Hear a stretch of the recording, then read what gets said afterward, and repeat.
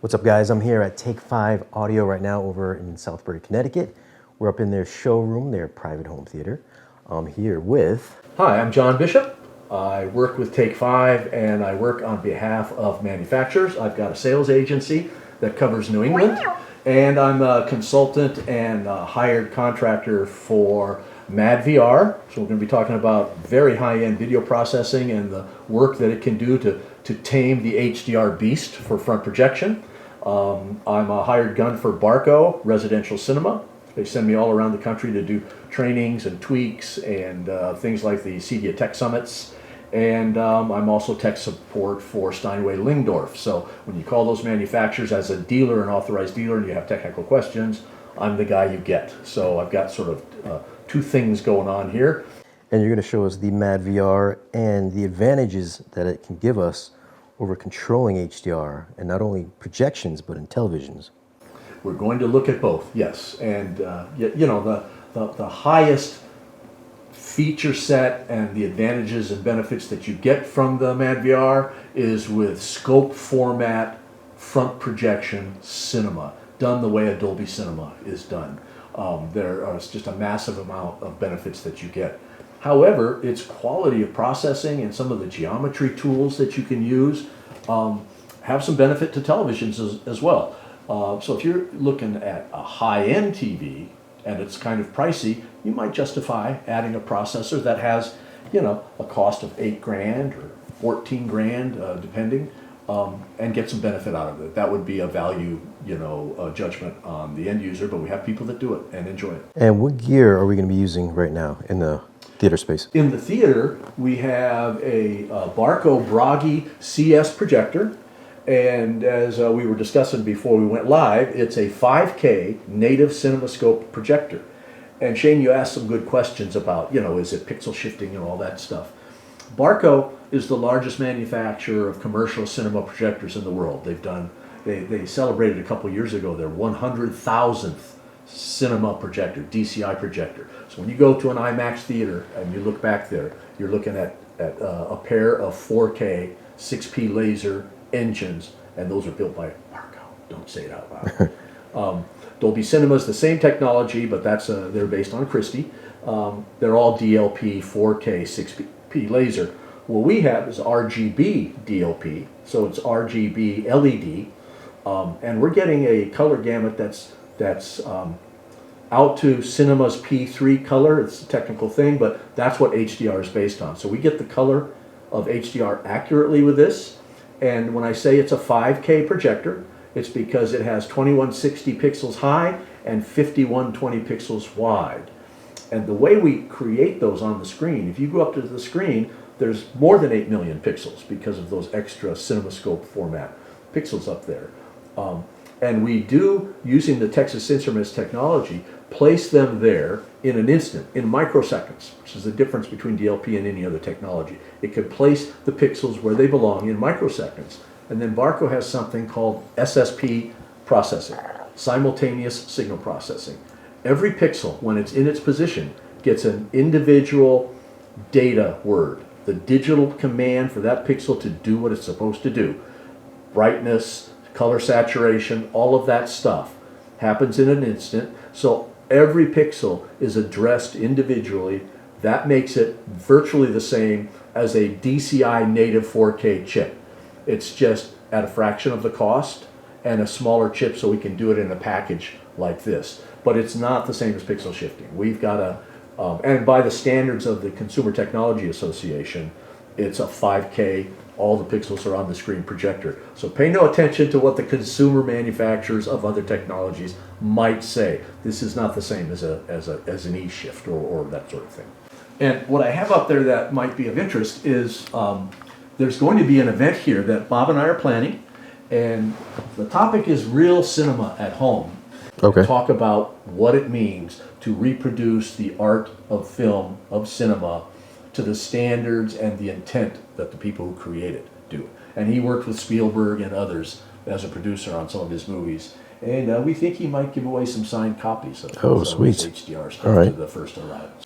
So does this take the brightness out of the projector down, since it's tone mapping somewhat aggressively? The calibration process does.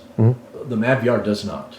Now, I'm not, it so happens, I'm not using the MadVR to do colorimetry at all. You know, you can do a 3D LUT, very sophisticated color correction work in the MadVR, the most sophisticated on the market.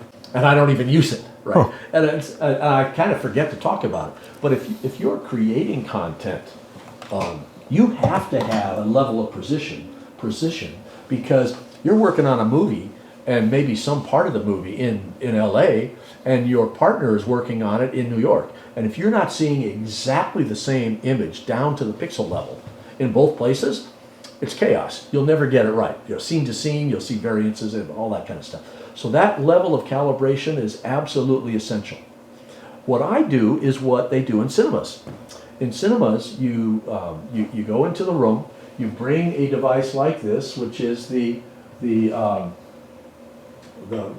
Qualif spectral radiometer, and you shoot red, green, and blue. That's a shot of white because it's showing red, green, and blue together, and you enter the data of the native red, green, and blue and white of the projector into the projector's engine. The Texas Instruments mechanism for doing that is very easy. Once it sees that data, what the native color is, it then transforms it automatically to Rec 709 or to P3, whatever color space you're going to, it does automatically. And DLP is inherently linear and grayscale is inherently linear, so you simply adjust it to hit the correct white point, and then it does all of the conversions automatically. Nowhere near as precise as a 3D LUT that most calibrators use.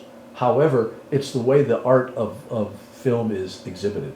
So it is certainly accurate and shows the art the way it was intended to be seen, even if it doesn't have exactly the precision of what a full-blown calibrator will give you. So that's kind of the philosophy behind it. So, Okay. and it works. That's a brighter movie, but look at the brim of his hat. This is the problem. And movies are mastered differently. It will say in the metadata, this is mastered 1,000 nits. That doesn't mean that they, like the Spears and Munsell, when it says 1,000 nits, it's a whole different level at the clip point. But I know that the pixels around the brim of his hat with the sun shining on, that they intended those to have the highest luminance values. Right? There's 10 to 23 values in a 10-bit system. So that's luminance level 1023. And if I keep playing with my number, so let's say I go from 15 to 20, step in the right direction, right?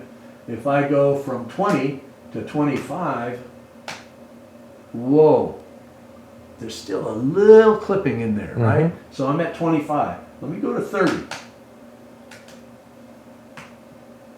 Again, it's just a number, but it's right? Okay. Yep. Now I've got all the detail there. Do I have the maximum luminance value matching the maximum output of the display?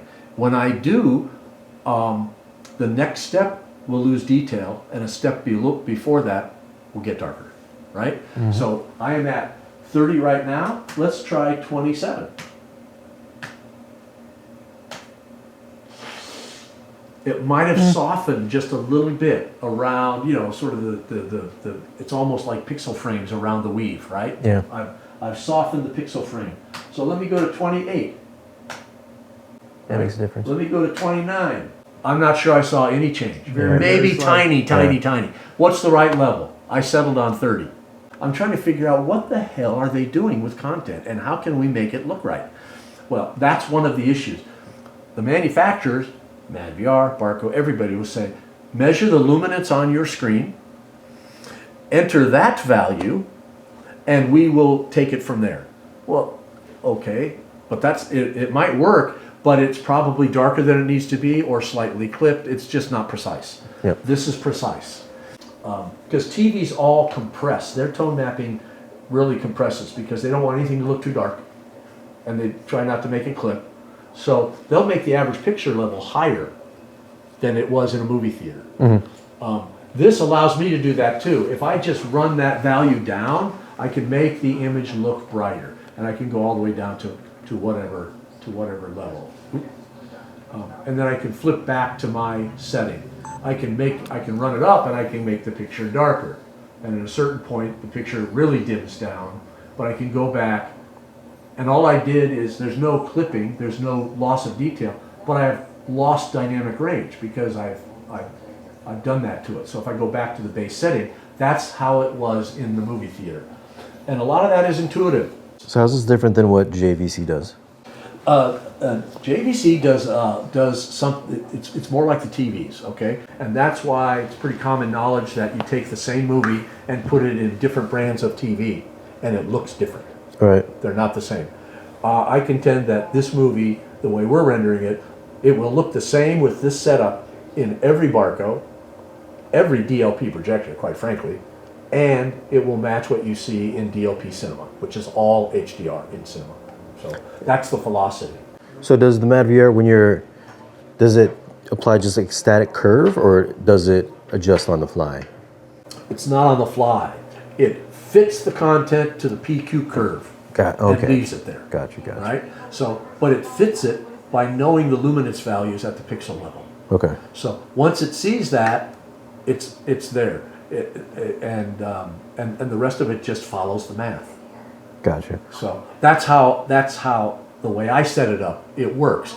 It might be that they can tell you to do this or do that, and it'll be kind of like an on-the-fly thing. And like I said, if I manipulate that value, it will compress or open up the dynamic range. I mean the whole range of the movie. And so if you wanted to have it, average picture levels go up a bit, like TVs do, that parameter is open for you to do.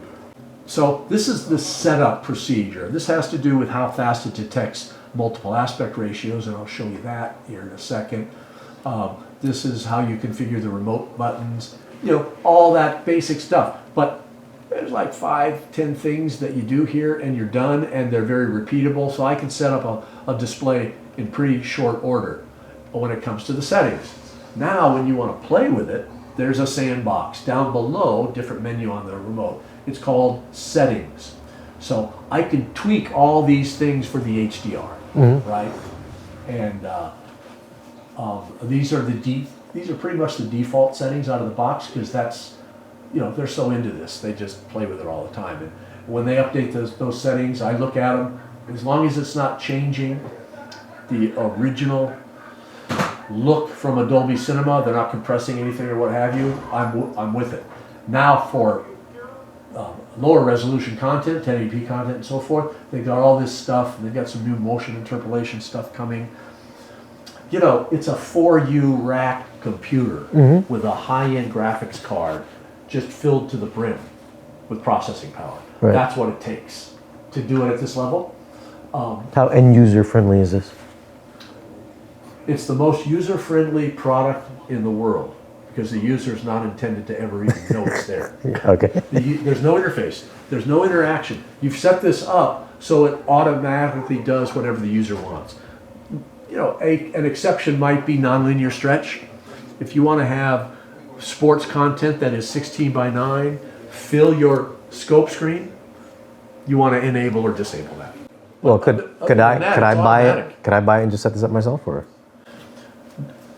No, you probably need somebody. No, from it's very good. You might be able to, but you'd want to be walked through a training, right? Okay. What would be the lifespan of this thing? Because it's essentially PC, right? With one of the top graphics cards in it. And is it? I am glad you asked. And would it be upgradable?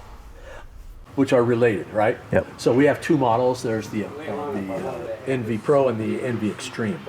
The NV Pro is the $8,000 retail item, and it is not upgradable, and it comes with whatever hardware is available at the time in terms of the graphics card and so forth, and the feature set that it has, and that is the way it's going to die. It's going to do that. So if you move to an 8K world and you want to put it on an 8K display, it won't be capable of that except at 24p. That's it. Right. The Extreme version is $13,500 retail.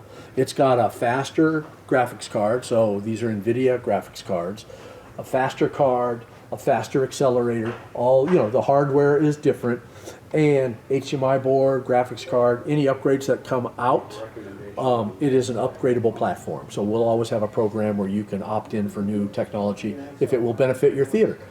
I tell people, features-wise, on a projector like that, the Pro is all you need. Okay, that's, you know, it's movies at 24p, 4K. It'll actually do 8K at 24p. That's all you need. But the Extreme is upgradable, and I'll tell you, I tell people they don't need it, and they still buy it. I mean, I don't know what Bob's experience has been, but I say 3 out of 4 people buy the Extreme whether they need it or not, because they want that upgradability. They just want to know they've got it. You know, it's faster.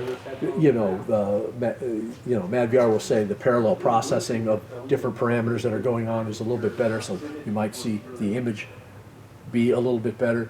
But the upgradability is killer, and it's also safe to have the fastest and the best. So if somebody wanted to buy one of these MadVRs, At Take 5, yeah. Yeah, we can do that. We could do it over the phone. You can come in. We can go over it. Be glad to answer any questions for you. You know, we also have what we talked about, the Barco, the Trinoff, anything that you interested in, we'll talk about it and take care of it for you.